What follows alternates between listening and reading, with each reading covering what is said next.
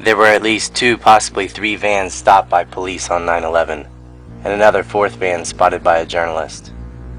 One had 5 individuals and traces of explosives, another had 2 individuals and was packed with explosives.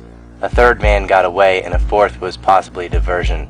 The first van had been spotted earlier in Liberty State Park by a witness who saw 3 men celebrating and filming the World Trade Center attack. Because of the timestamp of the bolo, as well as reports from the New York Times and Fox, we know these men had been filming the entire event, which shows prior knowledge. Because of the matching license plates, we know that this is the same van later pulled over on Route 3 in East Rutherford by police. It had 5 individuals. Now either the witness from Liberty State Park had not seen 2 of the men, or the 3 she did see had picked up 2 more. They were all Israelis, and had taken pictures of themselves flicking lighters with the burning World Trade Center in the background. The second plane had not even hit, and many assumed the first was a bizarre accident, but not these excited Israelis.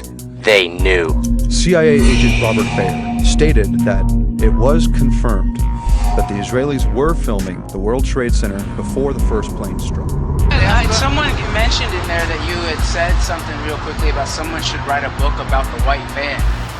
What did you mean by that? Well, there was an incident where there was a white van in New Jersey across from the World Trade Center, and 5 Israelis, probably Mossad, were giving the high five after the World Trade Center was hit. The investigation was taken away at the Justice Department from terrorism and put in national security, completely sealed off. You know, if you could look at it benignly, it was the Israelis stumbled across this, didn't believe it, or worse.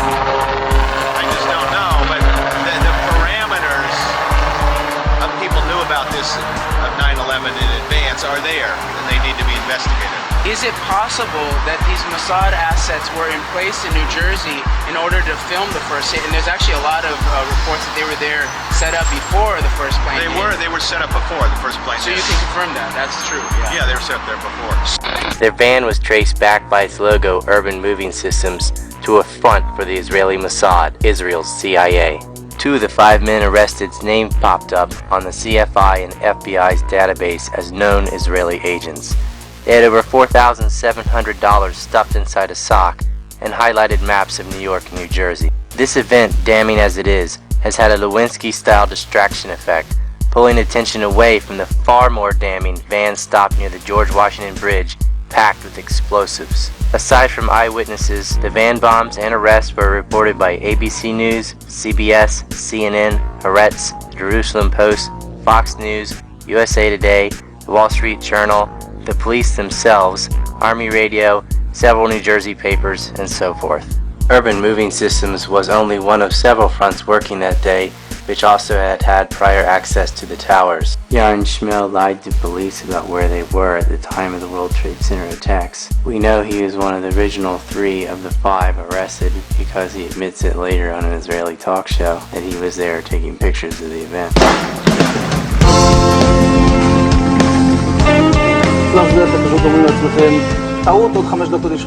And at that point we were taken for another round of questioning, this time related to our allegedly being members of Mossad. The fact of the matter is we are coming from a country that experiences terror daily. Our purpose was to document the event. The timelines given by Sylvan Kirschberg and Paul Kirschberg, Yarn Schmel, Omar Mamari, and Oded Elner were all over the place, and each had tickets to leave the U.S. with immediate travel dates to destinations all over the world. Oded Elner, who had $4,700 stuffed in a sock, tried to lie to police about stopping for gas and claimed that he learned of the first explosion by telephone at 8 a.m. Problem being the first explosion wasn't until 8:45 a.m. Must have been a little nervous. Perhaps his greatest slip-up, though, was revealing that you could only see one side of one tower from the roof of Urban Moving Systems, so they moved to another spot with a full view of the length of both towers so that they could document the event. The FBI has now put out a nationwide APB, all points bulletin, for a white Chevy van with New Jersey registration. Written on the back is Urban Moving Systems. Apparently there are 3 male occupants. Let's repeat that. The FBI has now put out an APB, an all points bulletin nationwide. They're looking for a white Chevy van with New Jersey registration, and written on the back of the white van are the words Urban Moving System. Apparently this van is carrying 3 male occupants. Obviously, if you see this van, you're asked to contact the FBI immediately. We want to take a look at the 2 flights that were involved. Eyewitnesses had seen them already on top of the roof of their van, posing and taking pictures, only 5 minutes after the first plane crash. Urban Moving Systems is at least 5 minutes away. They were already on the roof of a parking garage in place, looking at the north side of the North Tower, which is exactly where the plane impacted. From the police reports, we gathered a helicopter for the local radio station AM 880 can be seen in the foreground of one of the photographs taken by the dancing Israelis. And the FFA traffic records show it was hovering over the Hudson River between 8:50 and 9:03 a.m. The Israelis took 76 photographs, and eyewitnesses also saw them video recording the event. They can be visibly seen smiling. Sylvan Kersberg is even shown flicking a green lighter as if he was at a rock concert.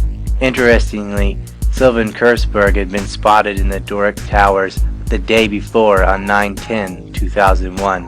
He lied to 2 men in an elevator and said that he was a construction worker.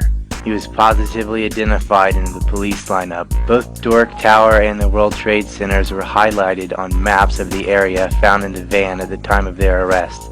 And Sylvan admitted to the FBI polygrapher that he had been a map maker in Israel. Why would they have maps of New York with the World Trade Centers highlighted, as well as the place they were going to film and take pictures of the event from? Sylvan was also the driver that babbled on about Palestinians without any provocation to the police at the time of their arrest, and Yaron Shmuel also lied to the police about their whereabouts, claiming that they were on the west side in New York on 9A. The story that the feds build is a very good story. When you hear their story, you start even to believe it inside. Okay, maybe I'm inspired. I'm sure that I'm not, but the story is so good, so maybe I am. What's funny is Sylvan Kersberg was not one of the 3 later on an Israeli talk show to talk about being busted celebrating the attacks. Yet we know he was there because he's in the photographs. Omer Mamari was not supposed to have been there, yet he switched places with Sylvan on the talk show. Maybe because both the Kersberg brothers were flagged as Mossad agents, and they were able to hide which 3 of the 5 had been busted celebrating the attacks until an August 2011 Freedom of Information Act which revealed the police reports.